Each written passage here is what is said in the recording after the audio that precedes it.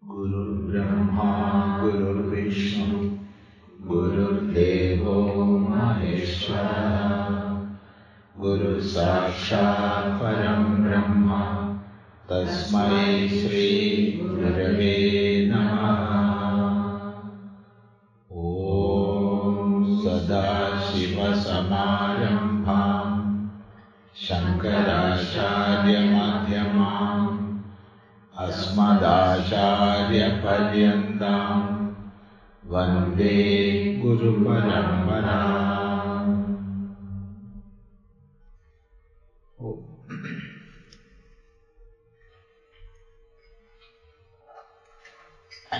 The other day,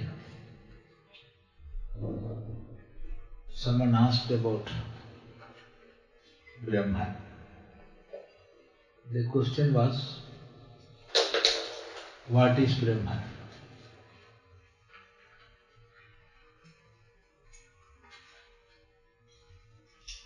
It's a question for which there is no answer literally.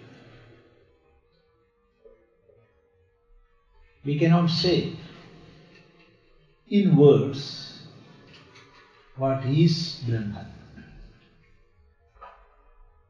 It cannot be defined. It cannot be brought into the limitations of words. So, Upanishad, which is standing only to teach us what is Brahman, it says, Na vijanimo yathaidad anushishyat. We do not know how to teach this.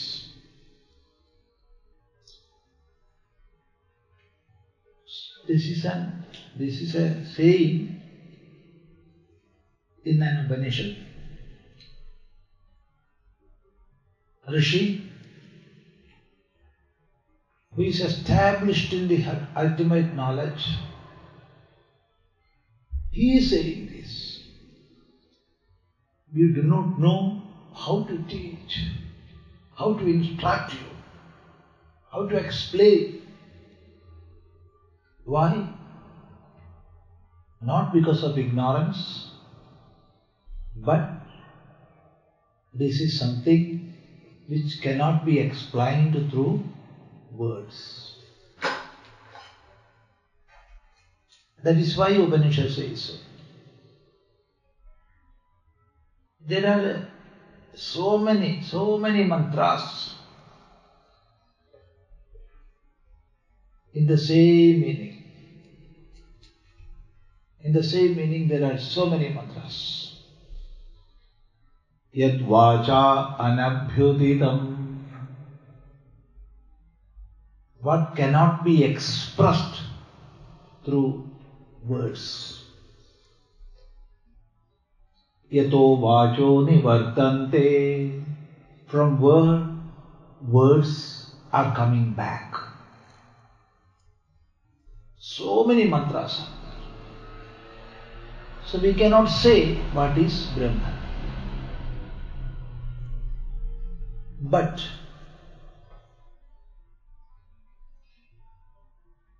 Rishis explained and taught us. And that explanations and teachings, if we analyze very closely, are pointers for us, for our discrimination, for our contemplation, and we have to reach by ourselves.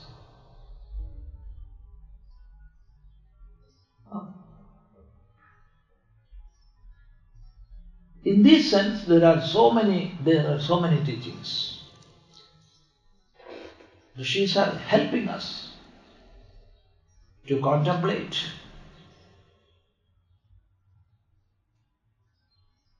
to reach at that.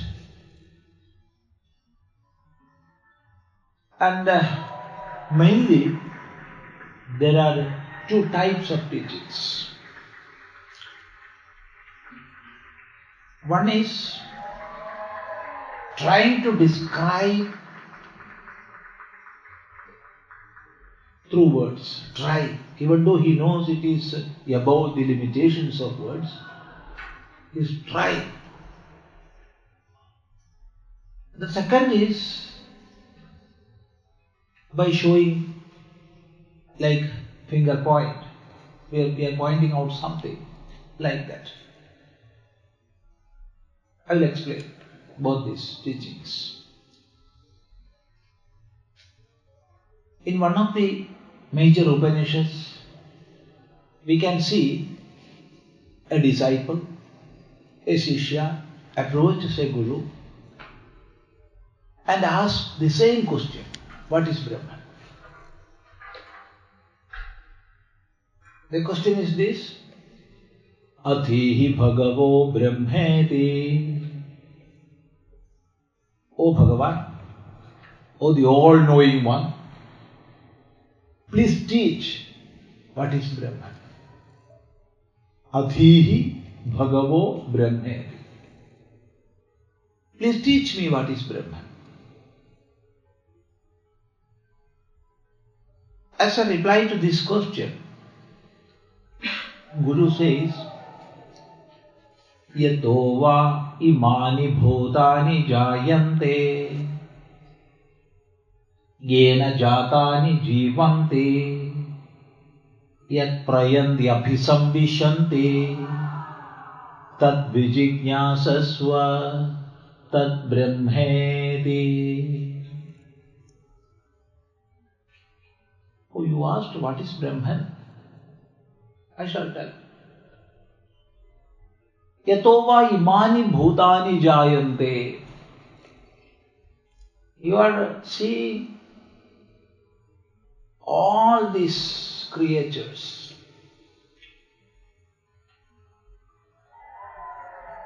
all these manifestations, living beings, non-living beings, these planets, so many galaxies, this, that. Imani bhutani, all these beings, which you call inert and living, moving and non-moving. All these, imani bhutani, yato va jayante. From where all these are coming? For a thing to exist, there must be a cause. There is nothing like accident. No. There is a cause for all events. Nothing happens without a cause. So, these universal phenomena which we are experiencing and we are seeing, what is the cause of all this? Yato va imani bhutani jayate.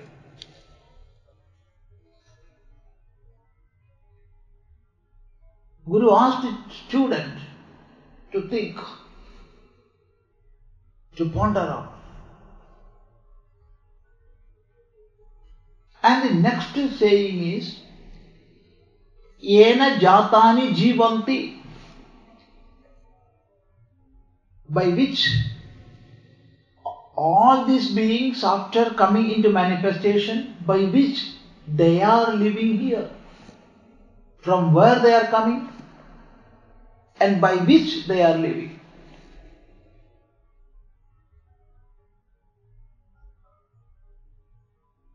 And then the Guru, the teacher, asked the student, Yat prayanti abhisamvishanti, unto which all these manifestations are going back. From what all this comes, in which all these stays, and unto which all these go back. Guru do not say that is Brahman. Then it will be like a spoon feeding. No. Guru asked the Shishya to have that firm yearning, wish, determination to know that. Tad vijijñāsasva. You have that firm determination to realize that, to know that. What is that? And finally Guru says, Tad Brahmedi, that is Brahman. Guru didn't say in the beginning. If we say in the beginning, it will be like spoon feeding. Shishya also will say, yes, that is Brahman. From which all these existences are coming, all these manifestations are coming, that is Brahman. Without knowing, he will also speak like a parrot. There is no meaning in that. There is no meaning at all.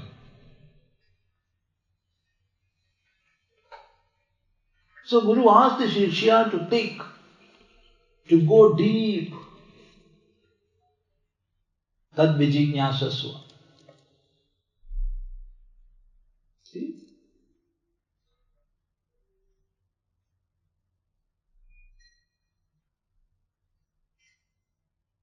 All many types of manifestations are here.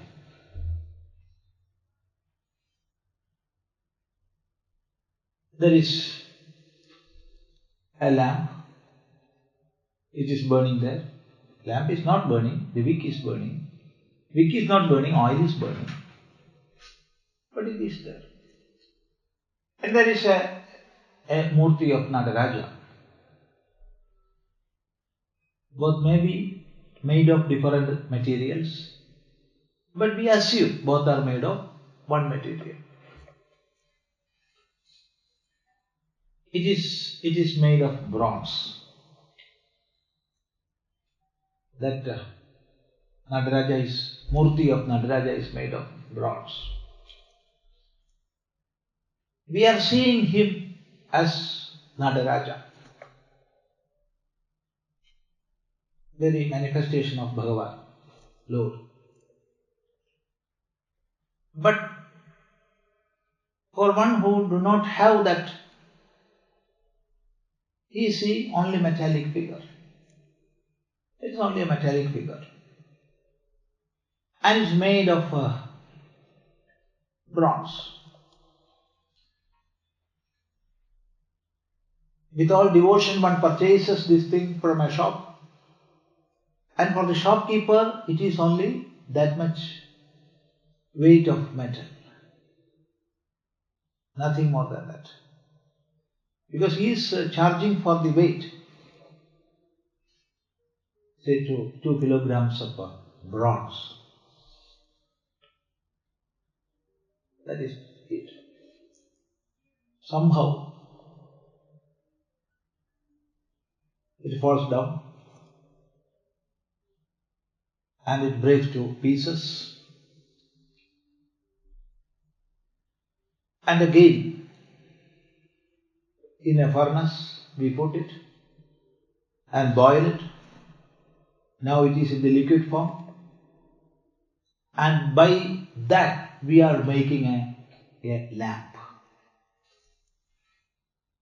That also is of 2 kilograms.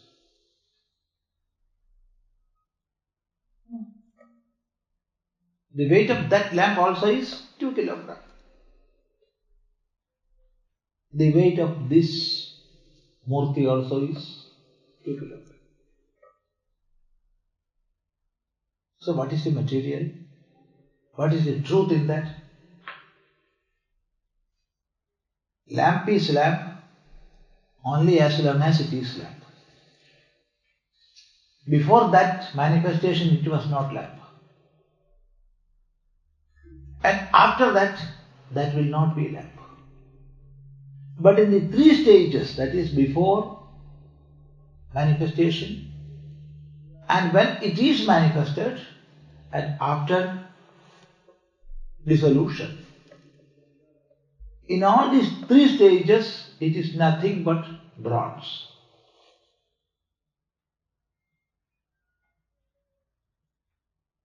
See? All these manifestations comes and goes. Whether it is this earth or the living beings in the earth, or the sun or stars or galaxies,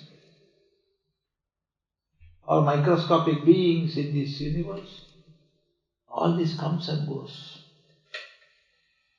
All are there in the manifested plane.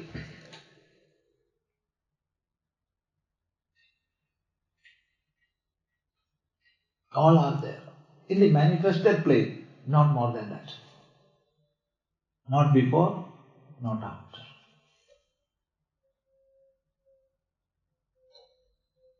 Just you think. So from which all these are coming? It is from the absolute existence only. From existence absolute, all the manifestations are coming. And in that existence, all the manifestations are existing. When I say I am, you say I am. And when I say this world is, or this microphone is, everything is pervaded by one single existence. And that existence is called Brahman. Yatova imani bhutani jayante. Yena jatani jivanti. Yat prayandya abhisamvishanti. But this is not a thing to speak. So Gurus asked the Shishya to realize by himself. Vijijñāsasva. You have that firm determination to realize this truth. Have that within. It must be there burning.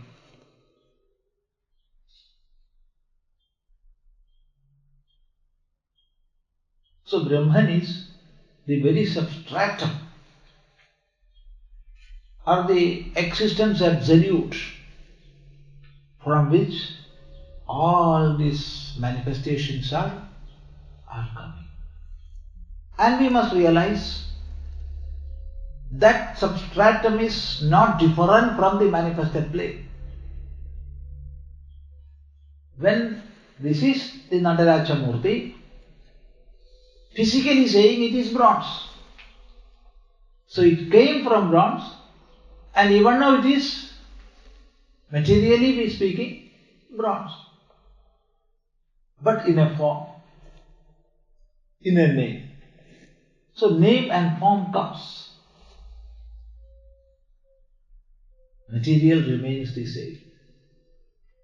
So is everything. So Brahman is not something different, but it is the very existence or very essence of everything.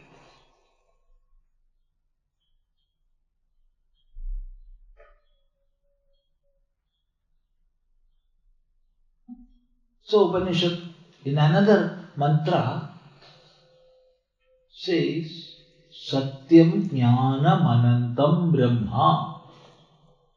Brahma is Satyam. Satyam means that which is. that which exists, that which cannot mutate, immutable principle. Immutable principle on which everything else exists, that is Brahman. So the ultimate reality or the supreme truth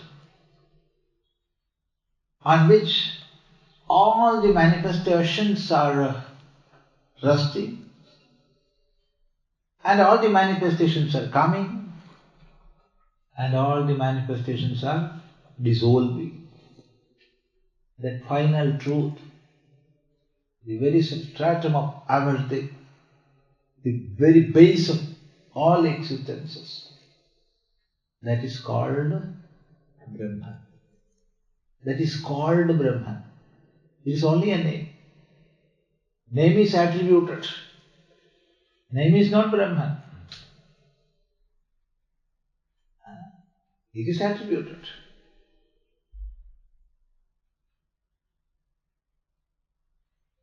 So, while explaining the concept of Brahman, Shankaracharya in one place says, Brahma Shabdasya api lakshyarthaha. That is the indicative meaning of the Brahma. See? Brahma Shabdasya api lakshyarthaha. That is the indicative meaning of the term Brahma. Not the meaning of Brahma. It is the indicative meaning of Brahma.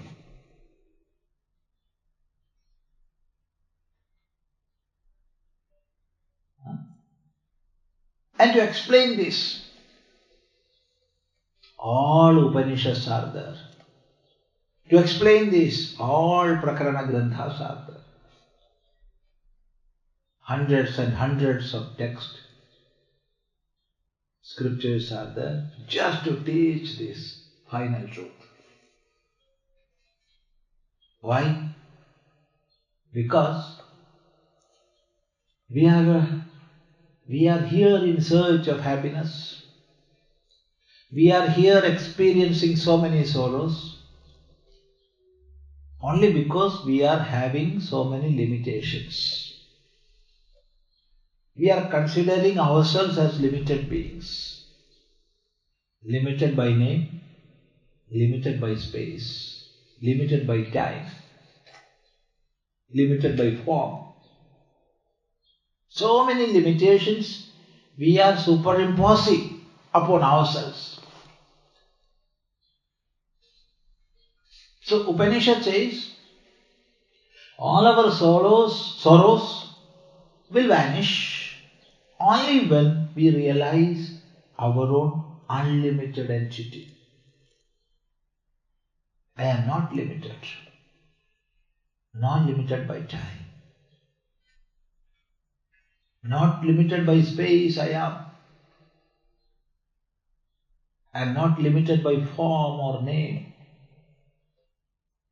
Whereas all these are resting on me. I am the very base of all these. So to transcend that feeling of limitation, there is only one way, and that is realizing our unlimited nature. Upanishads are teaching that. Vedanta is teaching that. You are not limited beings. We are considering ourselves as limited beings. No. Your nature is unlimited. Realize that. For that realization, all these texts, all these Upanishads are there. So what is the use in discussing about Brahman? Only by realizing our real nature, that I am Brahman, then only the limitations goes. Till then we will consider ourselves as something else. Because we are considering ourselves as limited beings. not knowing our real nature.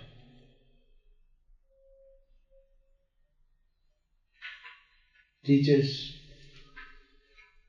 of Vedanta explains. There were 10 boys. They went to a river to have a bath.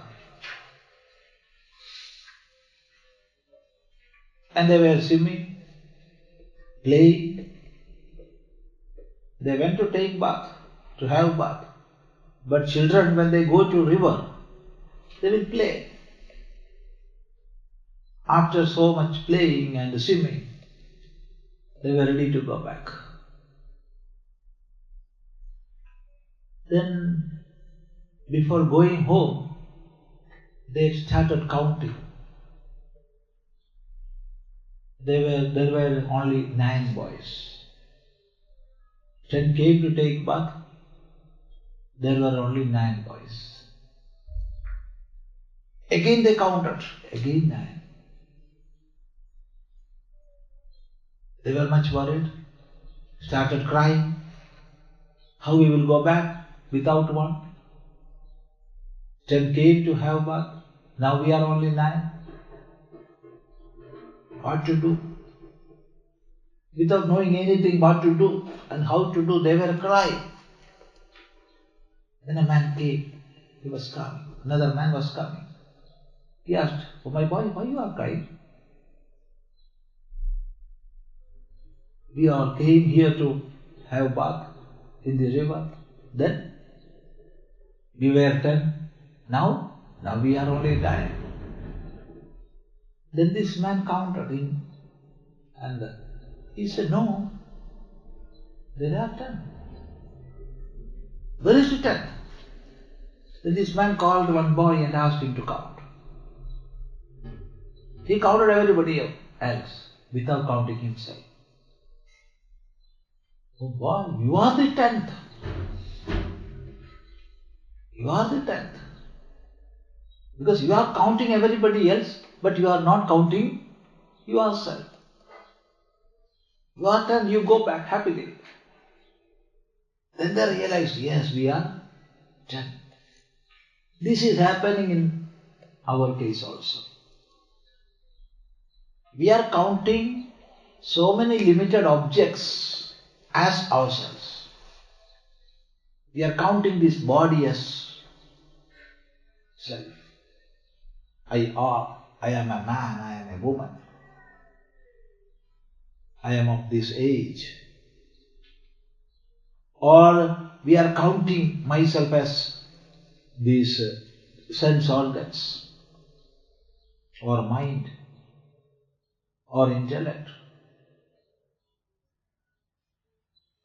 We are not counting ourselves. That is why we are considering ourselves as limited beings. We are counting limited objects.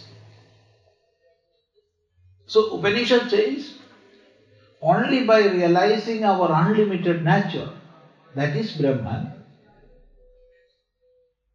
only through that we will transcend the sphere of sorrows, reach the ultimate bliss.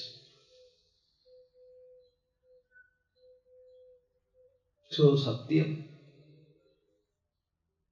and the basic cause of all manifestations, that is Brahman, and it is not a simple thing to be described in a lecture. A systematic study is required. Not a simple study, systematic study. Traditional, in the traditional way. Because nowadays everything we get in capsule forms. Shortcut methods. So many shortcut methods are there. I will teach you Brahman. Come to me, I will teach you Brahman. And before starting teaching, I must want this much amount of money. Like that. So, in the traditional way, systematic studies are required. But just somebody asked, what is Brahman? In simple words, this is the answer. It is the basic cause of, primary cause of all existences. But when we say primary cause, we must not misunderstand or misguide it, because cause and effect will be different sometimes. When we boil rice and make boiled rice, it is changed. Brahman is not changing. Even though it is the very base of all, it is the cause of all, it remains, because it is nothing but existence absolute. Not any material, not anything.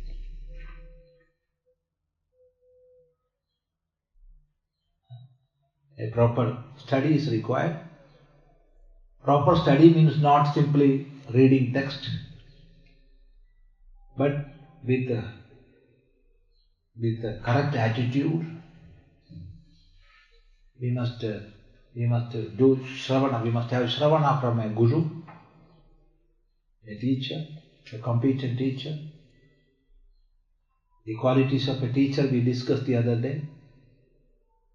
Shrotriya and Brahmanishta. And the Shishya must be competent. He must have that real Shishyatva within him. Having discrimination, having control over mind and senses, all qualities required for a Shishya he must have. And through proper inquiry, that too step by step, we will realize. For example, there is a story, a parable in one of the major Upanishads. Once, Indra and Virochana. Indra was the king of all Devatas, and Virochana was the king of all demonic beings, Asuras. One day, both of them went to Brahma to have knowledge of Brahman. Both went together. They prostrated before Brahma and asked, please teach us what is Brahman. Then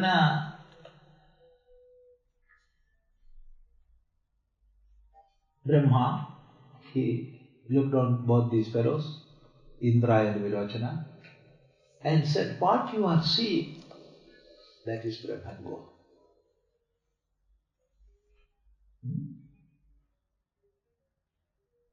Akshini Purusho Yovai Drishyate, that Brahma. What you are seeing in your eyes as a being, that is Brahman. So both were satisfied. Now we are knowers of truth. We can go back and teach. And Virochana went to the world of Asuras and taught. Yes, I have realized Brahman and I am coming as a scholar and I am teaching you. What we are seeing is Brahman. So this world and all beings in this world, this is Brahman. So what you want? Eat as much as you want, drink as much as you want, dance. There is nothing. This is Brahman. So enjoy yourself. Indra was getting ready to teach, but a doubt came into his mind. I am seeing these physical beings. All these are perishing objects. All these are perishable. So this cannot be Brahman. Because Brahma cannot be perishable. So without teaching, Indra went back to Brahma. Then the Brahma was sitting, waiting for Indra. Oh, you came, I was expecting you. Why you came? Please teach me. Teaching you, you go and do austerities for 32 years. Then come. Then Indra, 32 years, did all penance and austerities. So many yoga, this, that, everything, and came back. Then Brahma taught the same thing. Not a single word added or deleted. But by that time, with that 32 years sadhana, Indra had some subtle mind. So he realized what we are seeing is nothing but the manifestations of subtle world. So subtle mind may be Brahman. And he went back. He was about to start teaching, but again came a doubt. Mind also is an instrument. We are saying my mind, so it cannot be the ultimate truth. Let me ask once again. Then he returned again. Brahma again prescribed for a 32 years tapas. So in this way, 3 times 32 years and 1 time 5 years. So 101 years. Indra did penance, austerities, and through the same words of the Guru, he realized the supreme truth. That means, truth is there, it is well explained by teachers, but we will realize only when our intellect is pure, our mind is pure. So we must work for that. We must strive for that. For that, all upasanas, all sadhanas are extolled. All the upasanas, all sadhanas we are doing. Whether it is yoga or this or that, whatever it is. The end and aim of all sadhana are to get inner purity. When inner self is pure, we will have that knowledge. Not before that. So texts are there, gurus are there. Our duty, our task is to make our antakarana, our inner instruments, pure. For that, we are doing so many sadhanas. You are all sadhakas. This must be kept in mind always. My aim or my goal is to get inner purity. Nothing else. Because we may want some type of what you call once one mother came from Europe to her ashram and asked, Swami, can you teach me how to levitate? I am walking through the ground. I have these legs. See? So many yogis are teaching that you can go and learn from them. So many, that wonder happened to me, this wonder happened to me. We are behind such petty things every now and then. We must have a clear vision within. The aim or the goal of all sadhanas are nothing but the purity of mind. When the mind is pure, pointed, focused, clear, then the knowledge of Brahman should come. It must come. Chitta shuddhau, sattva shuddhau, dhruva smriti. So says Upanishad. When inner self is pure, definitely knowledge of Brahman will come. Knowledge of Brahman will dawn only when our self is pure. To have that purity we are working. That must be the goal. That must be the aim. Always keep in mind this. We must always keep this in mind. Nothing else. No some physical wonders. No. By doing yoga I will have this, I will become that. Nothing.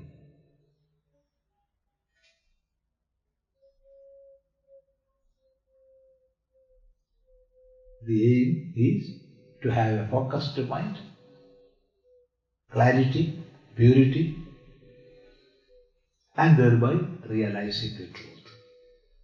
Only through realizing the final truth, we will transcend all limitations, and only through transcending limitations, we will have absolute happiness, which is called bliss or ananda. So that is the aim. Keep in mind. Whatever you want to ask, you can ask.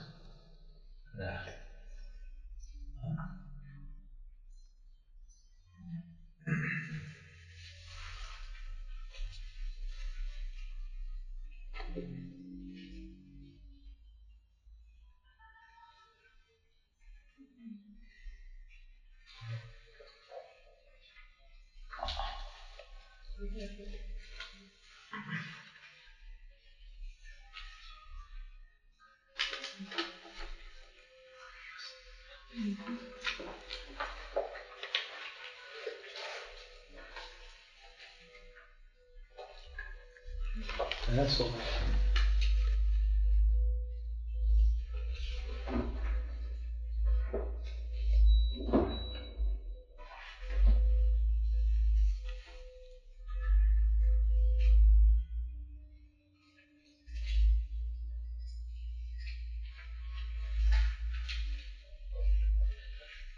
If the supreme happiness, within bracket, bliss, is the dissolution of the distinction between subject and object, would not be happier to live in daily life with the Guru instead of being in a situation where his discourses, his speech is an object of our intellect. Why to be with Guru? That also is an object. Being with Guru means Guru is an object. So there is subject-object differentiation.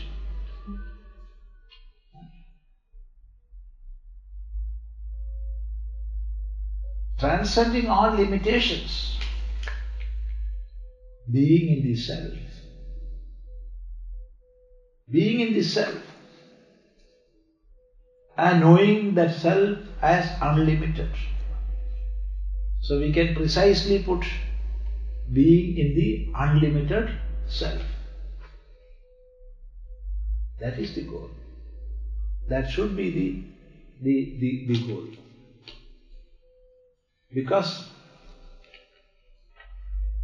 here also, living with the Guru, there is object.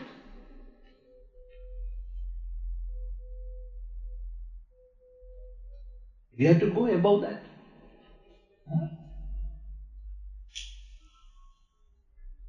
And why we are studying from Guru? Not to be with always, but to be established within. Not to be with Guru, no. Then always Guru will be the Guru and Shishya, always. And when Guru dies, Shishya will look upward. What I will do? I had one Guru, He died. Now no more. Huh? That is not the thing. So we are getting knowledge, realizing that, and realizing our own unlimited self, and we will be in bliss. There is no doubt in that.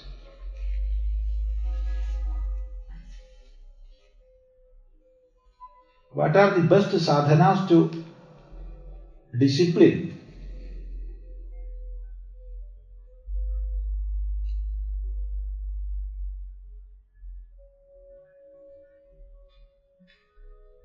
When we fail to act due to a lack of motivation. See, here in the sphere of sadhana,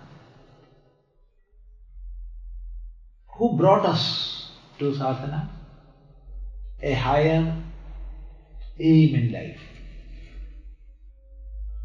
A higher aim in life brought us to the field of sadhana. Nothing else. Keep that higher aim intact always. Through proper vichara, that is discrimination.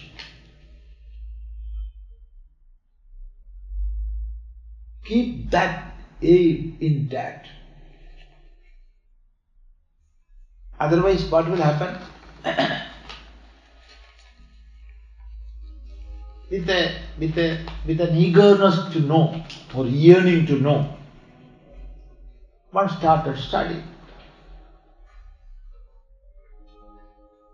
Or to make our own mind pure, or to get the absolute bliss, we started practicing. But in course of time, slowly and slowly, that yearning, that inner motivation, it goes.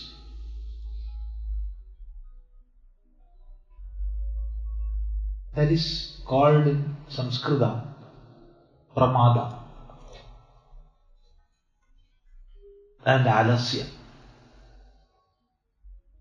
And pramada and alasya are the enemies of a sadhana.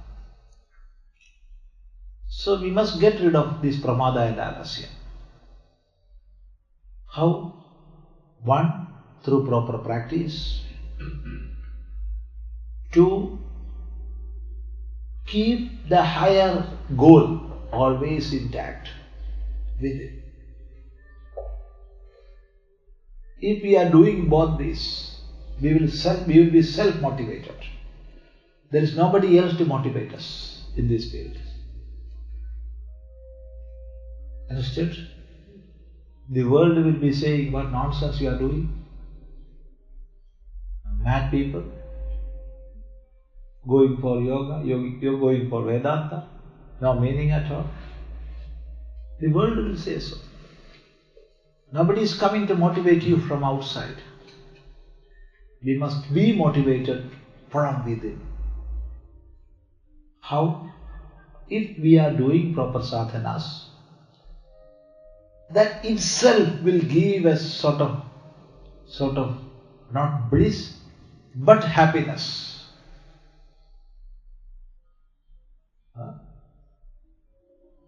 You came here from different places. You came here. Why you came? Nobody packed you and brought you here. No.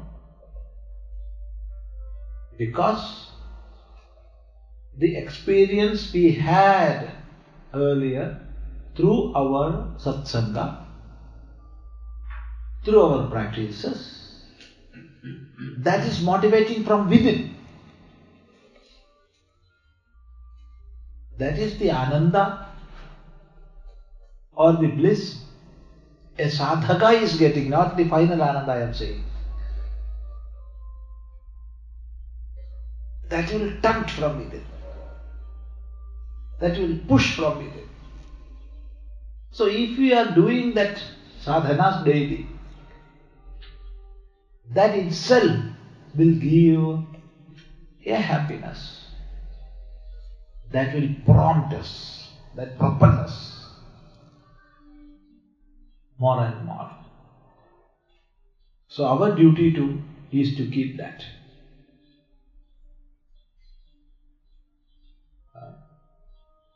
And even then, sometimes, because of our guna structure,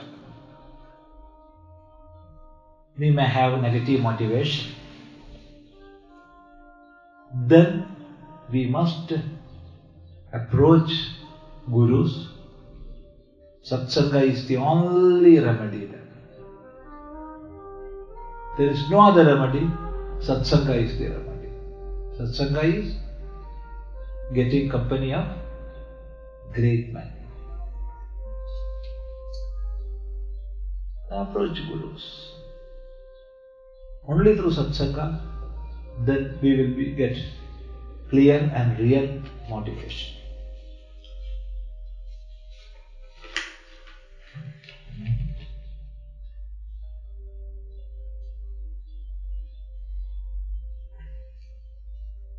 Can you explain us how you became a Swamiji? This is a wonderful question. Can you explain us how you became a Swamiji? How I can say?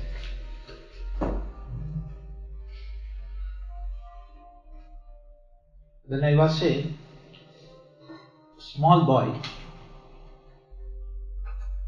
of 4 years or 5 years age,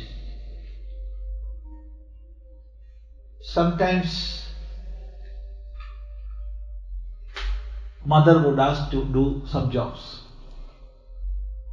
You do this work, you do that work. A small kid can do. Then this boy may say, no, I will not. I cannot. Then father will ask him, why? Is it Brahma Vidya? That was the question. Then this boy used to think, what is Brahma Vidya? Is it so tough? If it is so, I will learn that. I will learn that. Father was asking simply. He asked the same question to all other children also, but they didn't think. I used to sit at a place and think, oh, is Brahma Vidya that much tough? If it is so, I will learn that. That will be my way. But after some years or some months, all this forgotten. Like any other child, in home and in school. But when I was a small boy, I used to read always. Always reading this, reading that. Many. Not a subject focused, no. Many subjects. And always doing scientific experiments. When I was a boy of 10, 11 years of age, wherever we travel, there will be some 2-3 boxes full of acids, alkalis, this, that, and doing experiments everywhere. That was the practice. And always there was a question within. What is behind all these manifestations? What is the controlling entity? Who is controlling everything? That question was within.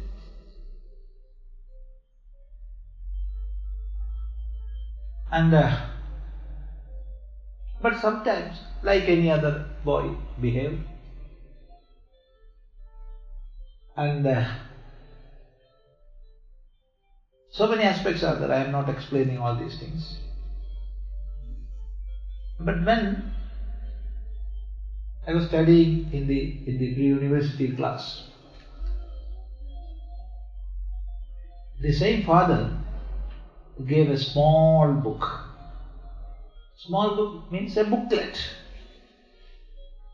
It is thus spake Swami Vivekananda. That was the book.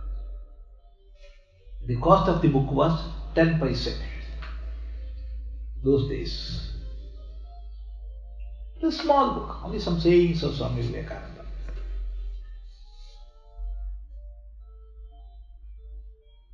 That boy repeatedly read it once, twice, thrice. It took to the study of Swami Vivekananda. Complete works of Swami Vivekananda. Then complete works of Sister Nivedita. You know Sister Nivedita? No. She was the first and main disciple of Swami Vivekananda. She was from Ireland. Her earlier name was Miss Margaret Noble. And she accepted sannyasa and became Sister Nivedita. So, then Swami Chidananda, so many.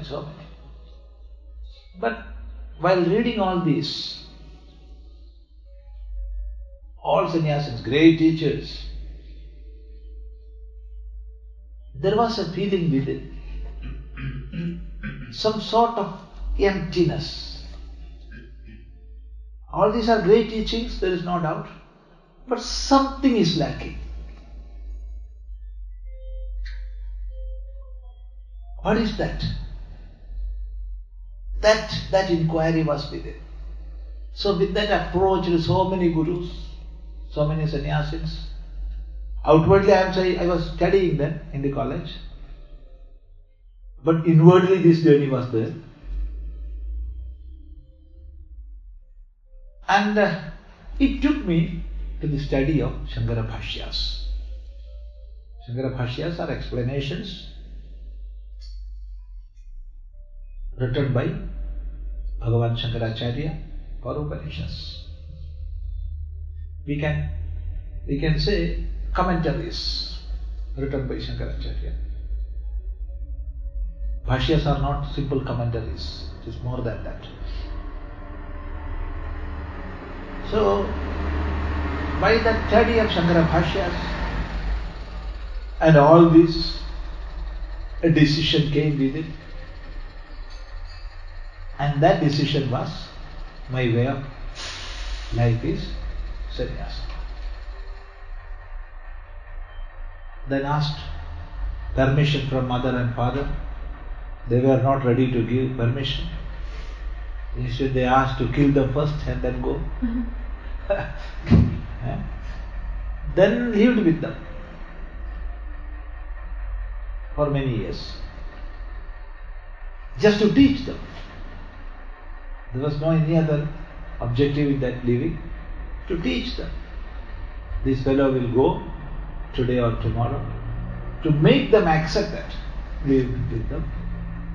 And when they accepted that truth, went out of hope, then somehow reached one ashram, stayed there for some time, and realizing this won't help me, jumped out of that ashram also. Then wandered here and there, met many great realized souls, and finally reached to sannyasa. In short, this is the answer. Then we must No, one thing. We are not coming with blank papers. Everybody. Nobody is coming with blank papers. You got the meaning? We are coming to this world from the womb of our mother with so many samskaras written within. So many inscriptions. And these are nothing but the effects of our past karmas. With the effect of so many past karmas, we are coming to the world. And according to that inner samskara which we are having inside, we are seeing this world. We are reciprocating.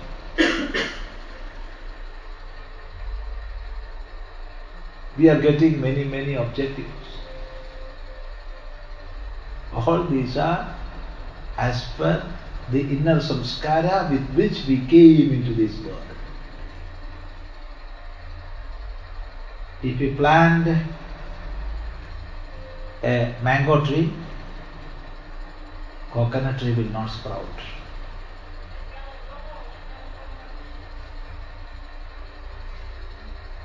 If we put a ripe coconut in the earth, mango tree won't come. Coconut will come. So what samskara we are having within, development of that samskara occurs. So, why you are a sannyasi? How you became a sannyasi? Answer is, with that samskara we came to this world and the manifestation of that happened, and so it is a natural process. It's a natural process. I am not saying natural development. Natural process. That is not the case with me, that is the case with every one of us. What we have within, or with what we came, manifestation of that is happening. Right?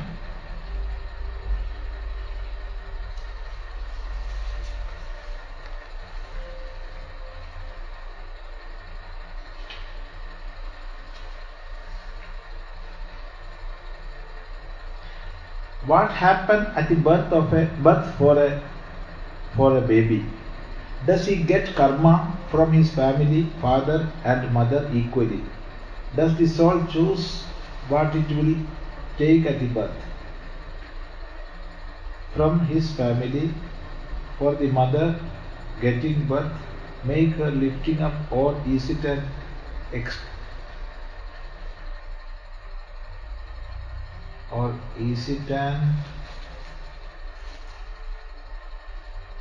obstacle to samadhi? See, we are bringing our own samskaras. Of course, there are effects. So many effects are there which we are getting from father and mother. And all these are only in the subtle body plane and gross body plane. This gross body we are having, this we got from our father and mother. This gross body. They are the owners of this gross body.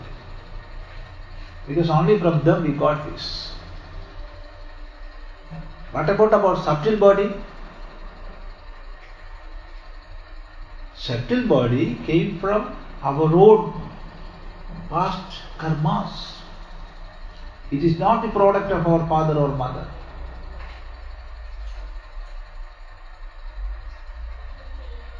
this shirt they gave me.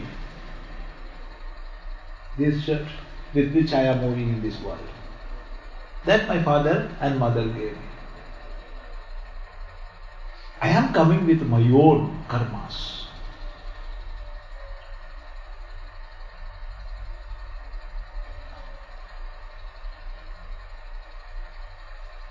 This is the fact. This is the fact. So, physically, I am indebted to mother and father for all this, my being here. I know that. That indebtedness is there. It will be there as long as this body is here. So we must love our father and mother. We must work for them.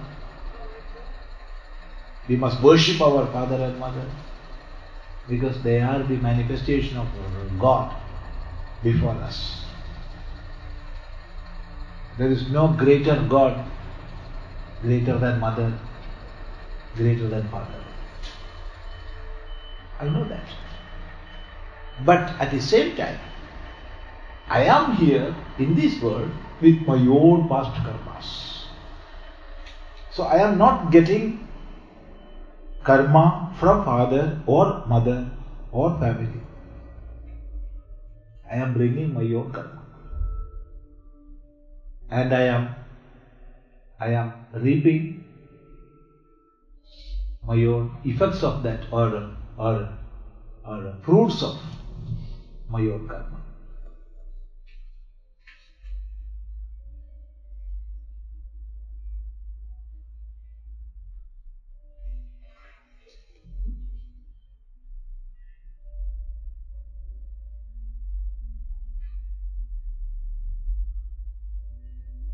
And the next question is, for a mother, giving birth, lifting up, are all these obstacles to samadhi?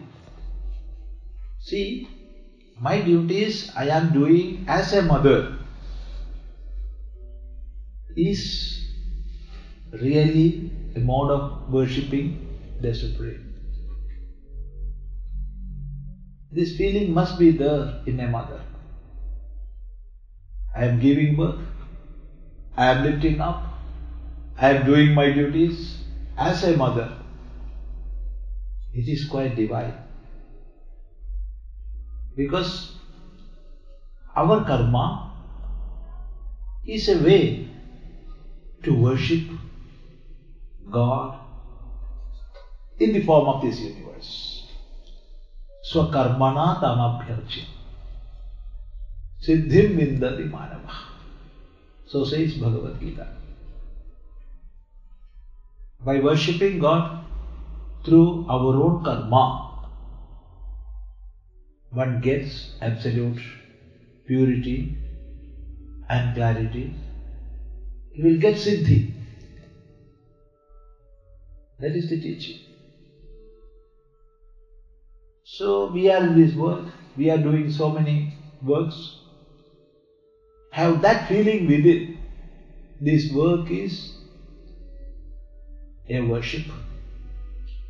This work is nothing but a pattern of worship, a chance given to me to worship the Supreme. With that feeling, if we are giving birth, with that feeling, if we are lifting up, then it will not be obstacle to anything.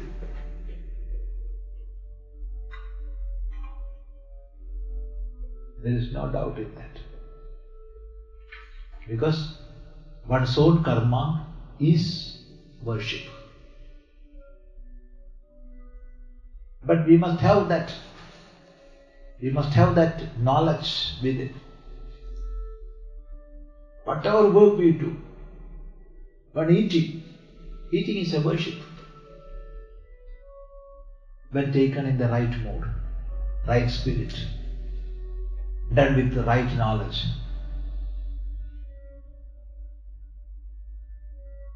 So whatever work we do, All the responsibilities we are fulfilling. All our chances coming to us to worship the Supreme in the manifested plane. Have that vision within and work. Then nothing will be contradictory. Otherwise we will think this is contradictory to sadhana. This is against sadhana. And then a split will be there within.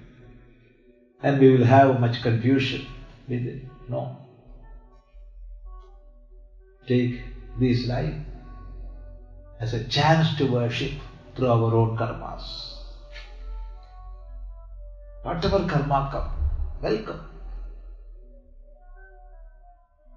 This is a chance I got to worship the Supreme in the form, this manifested form.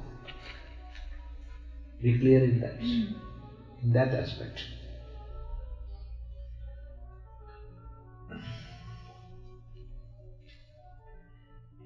What is self-realization? Self-realization is realizing oneself, negating all superimpositions. Superimpositions, I am the body, I am the mind, I am the intellect, I am the senses. All these false identifications, when they goes, and I am realizing what I am, that is self-realization. This is easy to say, speak. But getting rid of all these superimpositions, false identifications, it's a big affair. So we must have that knowledge, what is my real nature. For that Shastras are there, for that Gurus are there, for that sadhana is there, everything is there.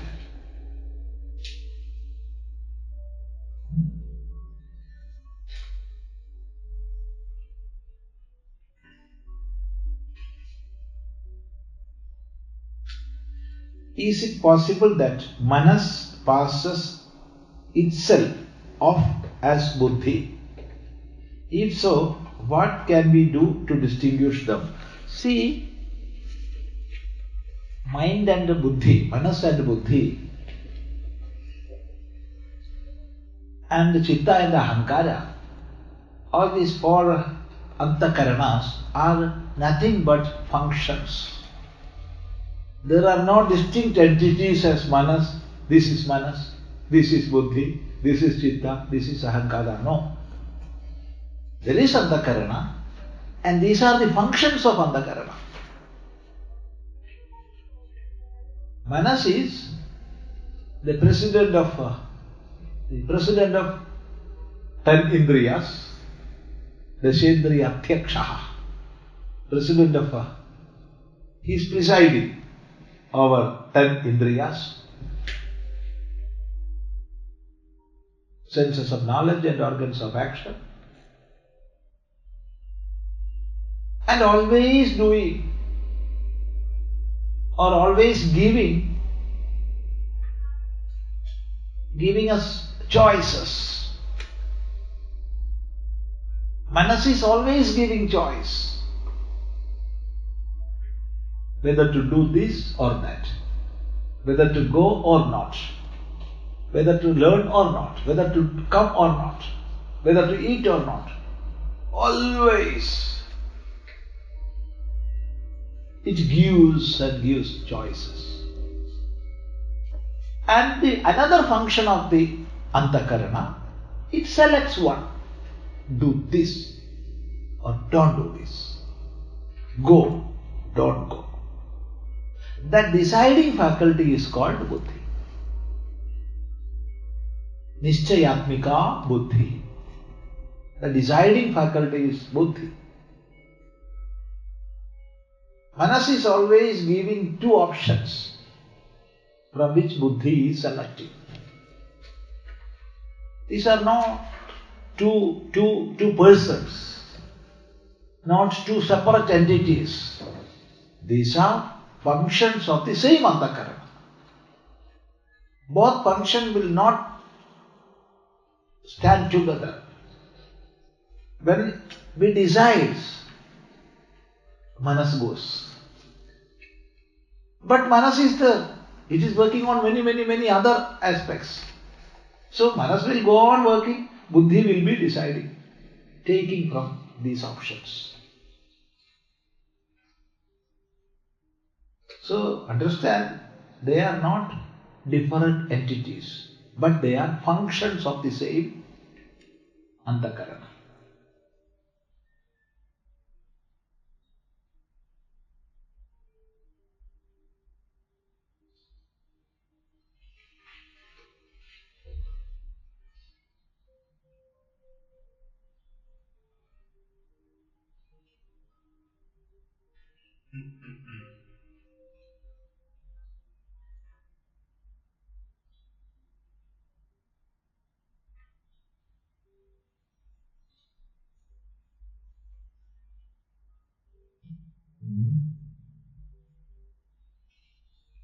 Do you think it is a good thing to dissociate the heart from the sex? Some people are able to do and others are not. Do you think it is a good thing to get married? It is a good thing to get married.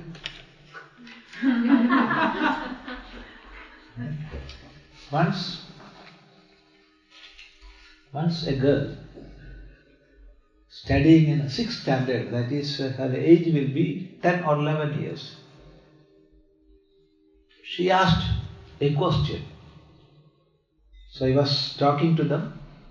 There were more than 150 students of 6th and 7th standards.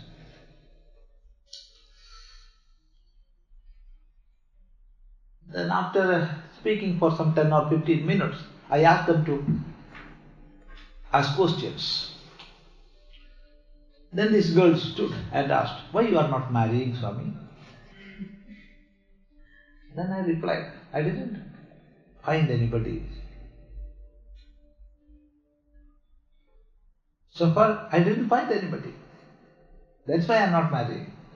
If you find out somebody, on that very day I will marry and I will invite you also." That was my reply. See, what is the inner meaning of that answer? She will not realize. For that she will have to learn Upanishads. See,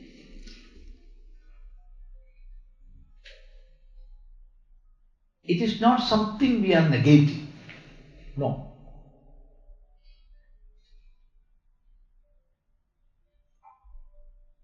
Here,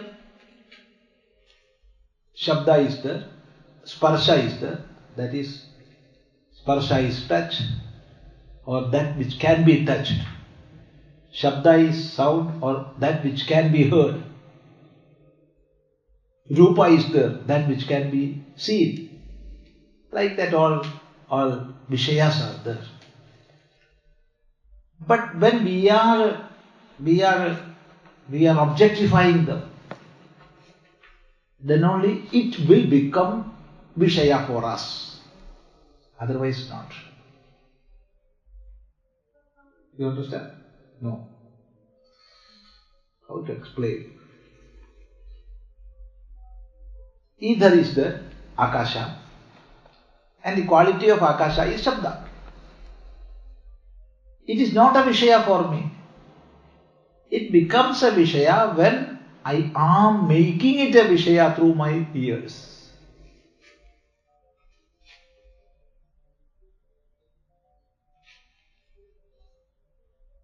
A flower is there, or one thing, whatever it is there. It is become an object of enjoyment only when I am objectifying it. Otherwise it is there. I am here.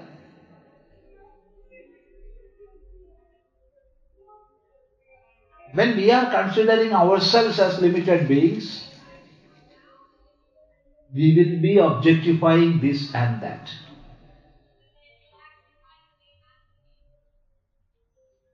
When we are in a plane above such limitations, then we will not objectify this and that. Then nothing is becoming a Vishaya for you.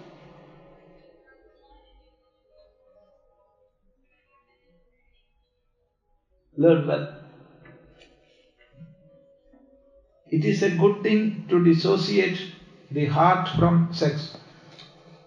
Don't dissociate, don't associate. Be within you. Be as you.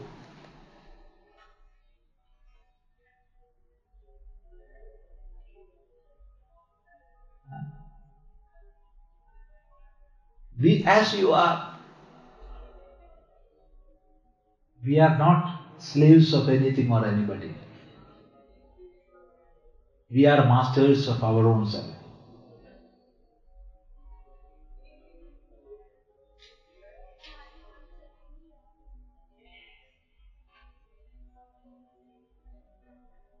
The lifestyle, vision,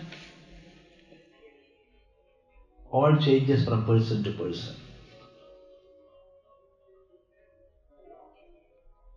Of course, if somebody wants to drink, he can drink. There is nothing wrong, whether it is water or whether it is alcohol. But for him,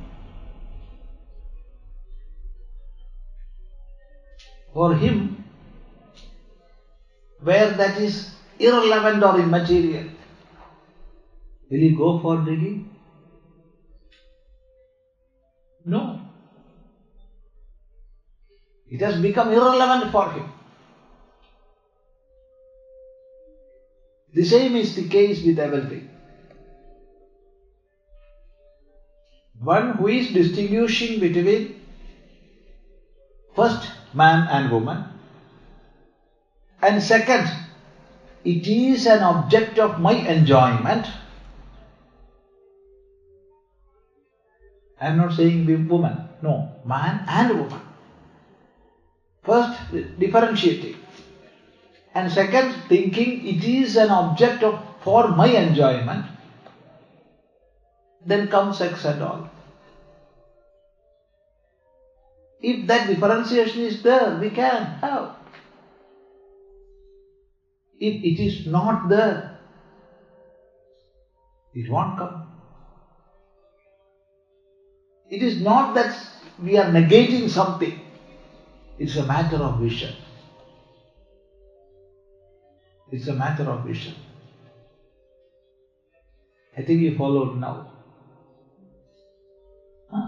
It's a matter of vision. Not that we are suppressing anything. Not that we are negating. No. Not suppressing, not negating. But it's a matter of vision. One who is differentiating man and woman, and in the second stage, seeing the other as an object of my enjoyment, then comes sex and all. Where there is no such differentiations, what is there?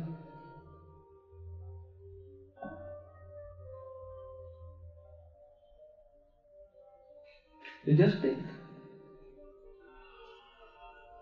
So it is not something dissociating or associating. No. It is being in the self. Some people are able to do so and others are not. That is clear in the answer.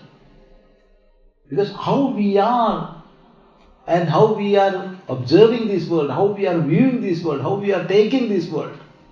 That matters.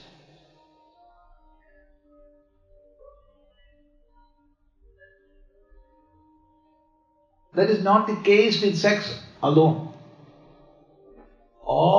Everything, all aspects of our life, all these are according to our vision.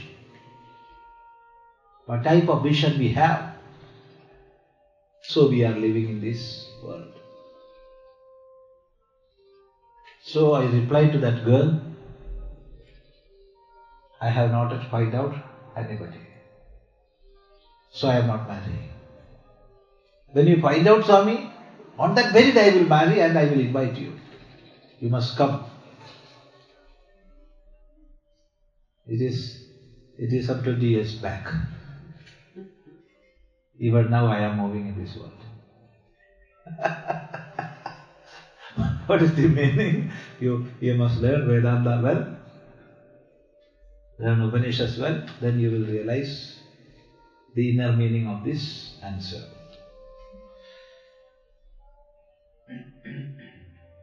Do you think it is a good thing to get married? Yes, it is a good thing to get married for one who wishes to marry. And is it a good thing to get divorced? Yes. It is a good thing to get divorced for one who wishes to divorce. All these are matters of our own vision.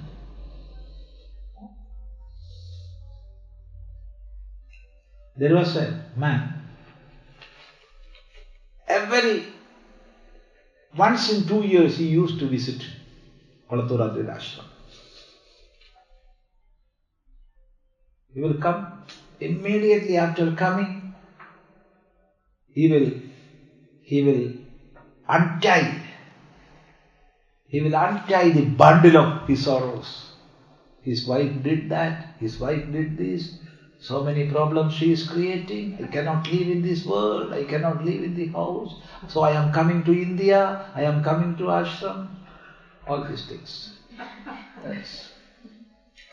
And what happened to your wife? We got divorced. Now she is no more in my life. But she went with so much properties and money. I saved all the life.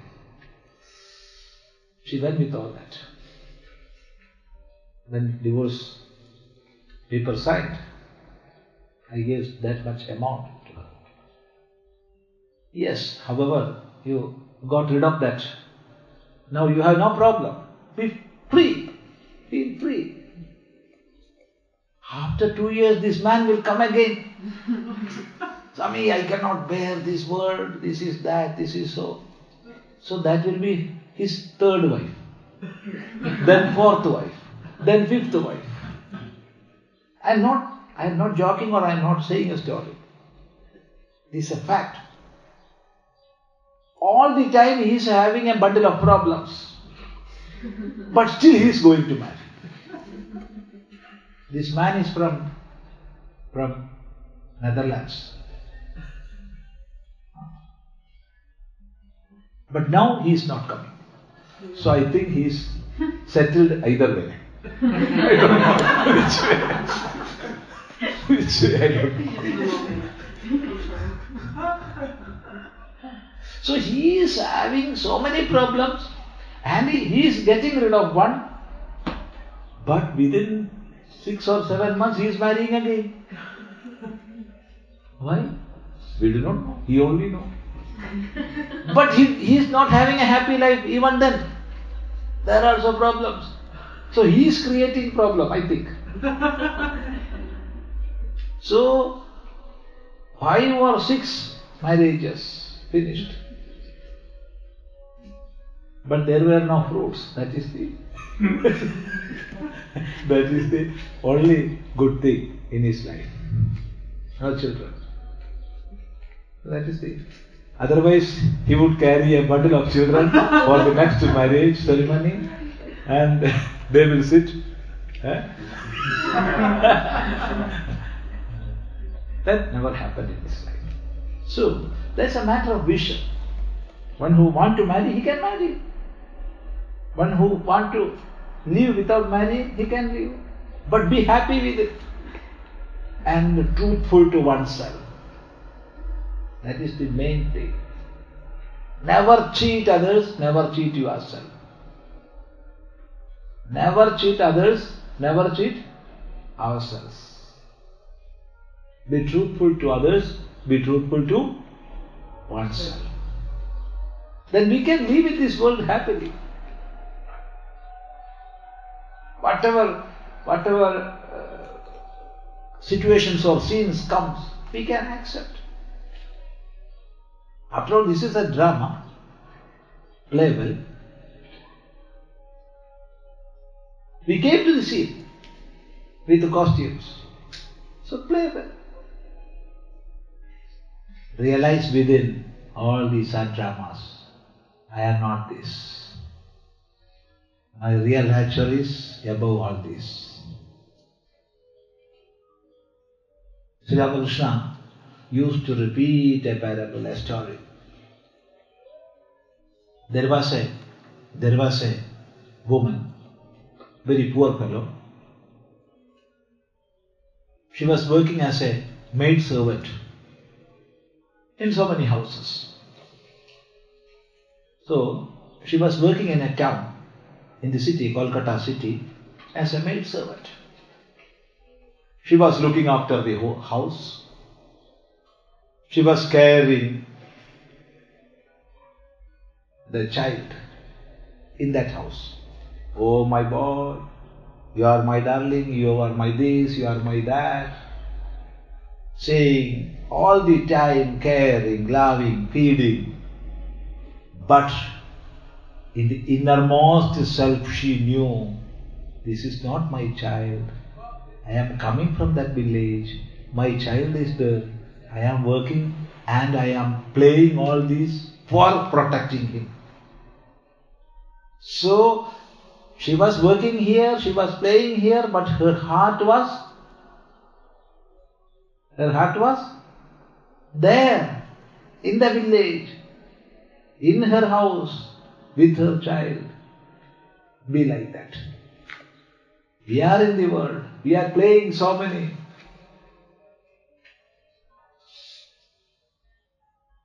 We are playing here, so many scenes are coming and going.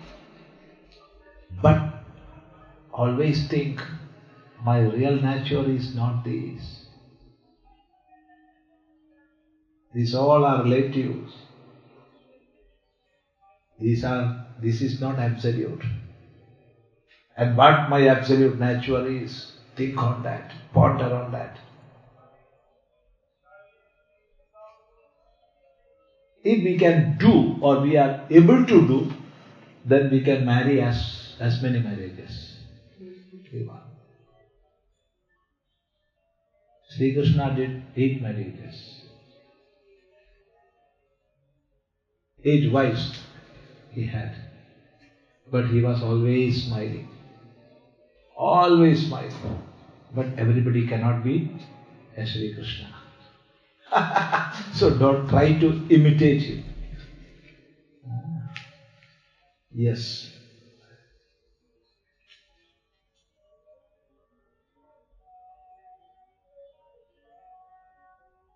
When you become a sannyasi, what do you do with your sexual energy? There is no sexual energy, there is energy. It's a wrong term. There is no hand energy. There is no leg energy. There is no brain energy. No, there is energy. As per our vision, we will utilize it. When we are living in a higher plane, the flow of energy will be in that higher plane. When we are in the lower plane, it will be in the lower plane. There is no energy to climb the mountain. There is no energy to swim in that pool. Is there any such energy? I don't know. Is there? Swimming energy. Is there? No. climbing energy. No. With energy you are climbing, with energy you are swimming. One who wants to swim, he can swim. Then his energy is being utilized in that field. But more than that, enormous energy is required to sit without swimming and thinking. No? What do you think? It requires more energy. More energy than climbing the mountain. So there is no sexual energy. It's a wrong term. But many are using that. Why, I don't know. Because they are not understanding what energy is. Energy is energy. There is no climbing energy, there is no swimming energy, nothing. There is energy. As per our vision, we are using that. So one who is dwelling in a higher plane, all other planes of existence are immaterial for him. Or her, whatever it is. Yes, that is the correct and apt answer. Yes. We can continue tomorrow. There are so many papers, don't put more paper. Because we have to complete this, no?